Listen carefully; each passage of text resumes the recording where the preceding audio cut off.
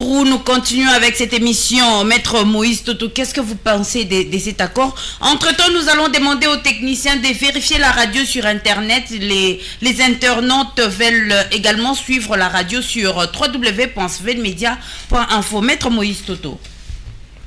Madame, de ce qui ressort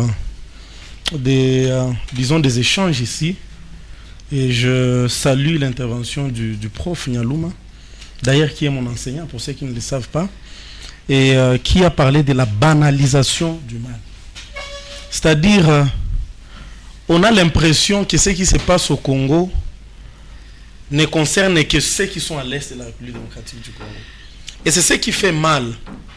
Venons-en à l'accord. Madame, nous sommes dans un contexte où la RDC était en train de dénoncer à corps et à cri que le Rwanda était en train d'agresser la République démocratique du Congo. C'est ça le contexte. Il fallait d'abord que le Rwanda reconnaisse son appui au M23.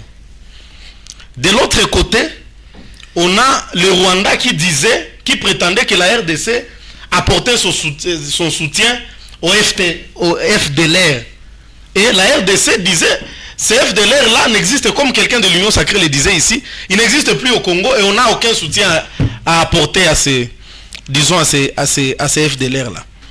Mais maintenant, la ministre, dans ce contexte-là, où chacun voudrait tirer les draps de son côté, la ministre va signer un accord où elle dit que la République démocratique du Congo a l'influence, j'utilise les propres termes de l'accord, et la capacité à neutraliser les FDLR.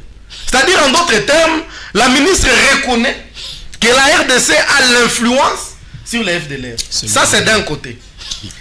Et de l'autre côté, le Rwanda, toujours qui était aussi à table des négociations, dit qu'il va observer l'accord et il va l'analyser. Et lorsqu'il faut s'engager, la ministre dit, la République démocratique du Congo s'engage à neutraliser. D'ailleurs, il y a un plan d'opérationnalisation. Il y a même un plan dans cet accord-là. Mais, curieusement, le Rwanda parle de désengagement de force. On ne sait pas quelle force.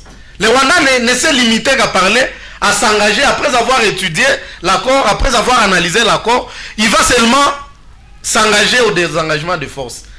Comme mes prédécesseurs venaient de le dire, c'est une injure. On se demande, c'est une insulte même envers le peuple congolais. C'est là la banalisation du mal.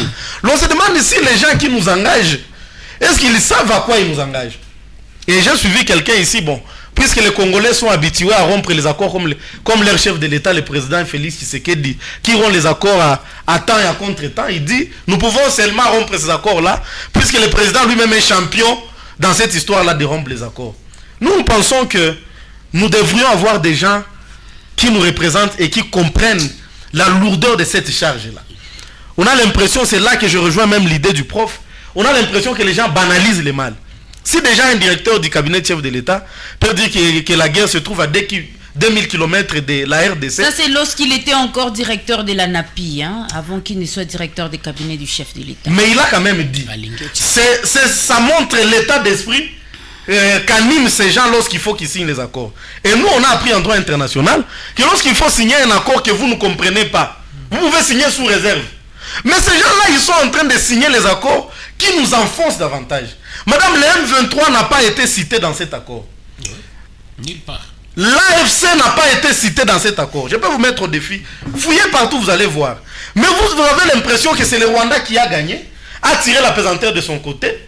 Mais la République démocratique du Congo était en train de négocier. Apparemment, la ministre qui a été en train de négocier, je suppose qu'elle n'était pas dans tous ces états.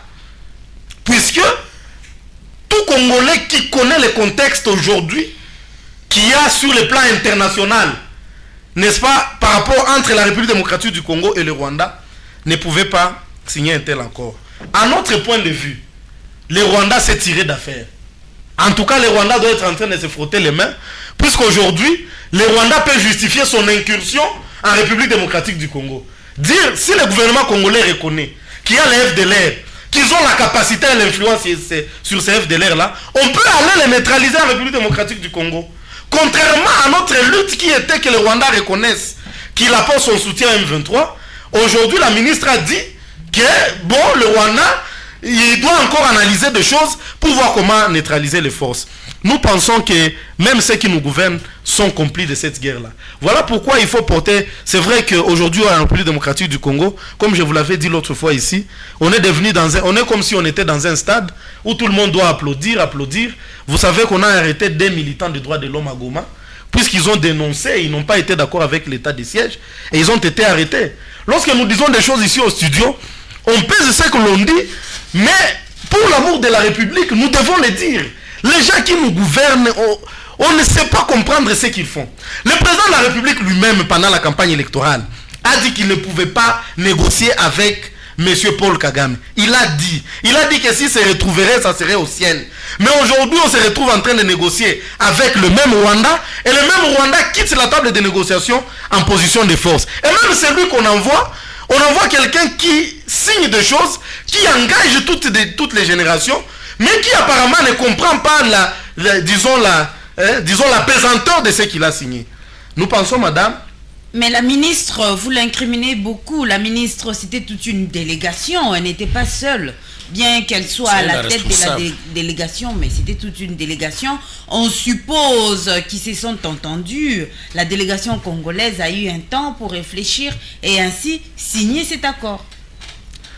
Madame, nous avons un problème avec les gens qui nous dirigent.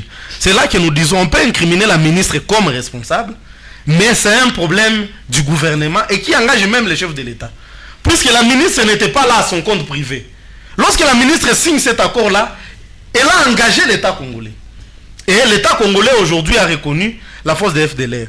Nous disons, madame, nous l'avons dit ici, les gouvernants doivent savoir qu'ils ont une charge, une responsabilité. Et lorsqu'ils ont une responsabilité, ils doivent peser ce qu'ils font, puisque ce qu'ils font engage la population congolaise. On ne peut pas se complaire à jouer avec les accords signés entre États, les accords dûment, signés, et penser que l'on peut signer aujourd'hui et rompre les accords demain. On ne peut pas signer les accords au bon plaisir de les signer. Lorsqu'on signe un accord, l'on comprend que cela engage la République démocratique du Congo. Je suis en train de chiter à dire ceci, madame. Que ce soit le président de la République, que ce soit sa ministre des Affaires étrangères, aujourd'hui, on a mis la République démocratique du Congo dans le pétrin et l'on a renforcé la position du Rwanda qui justifiait son incursion en République démocratique du Congo comme étant, disons, la neutralisation des FDLR, mais également, l'on a prouvé à la face du monde que le Rwanda n'a rien à voir, même s'il y a déjà des rapports, mais que le Rwanda n'a rien à voir avec les M23, puisque ça serait dit dans l'accord. Cet accord-là, c'est vraiment quelque chose qui nous révolte. Et comme quelqu'un le disait ici, dans un état sérieux, la population devait se lever.